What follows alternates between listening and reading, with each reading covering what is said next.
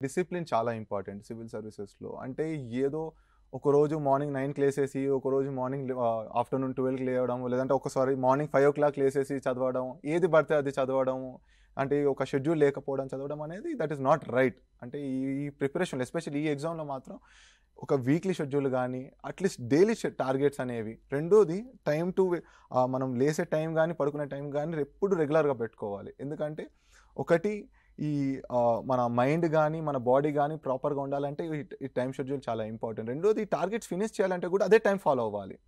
So, ఈ 2 దృష్టిలో పెట్టుకొని నేనెప్పుడు కూడా మార్నింగ్ లేవగానే నేను అనుకునేవాడిని.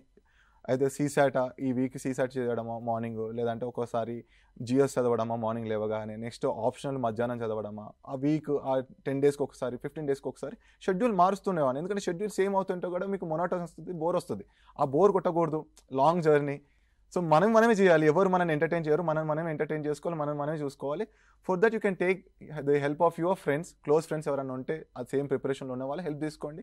వాళ్ళు మీకు ఒకవేళ టైమ్ షెడ్యూల్ మీకు చేయడం రావట్లేదు, నీకేం చదవడం రావట్లేదు అన్నప్పుడు డెఫినెట్‌గా ఇనిషియల్‌లో గైడ్ ఉండాలి, మెంటర్ ఉండాలి.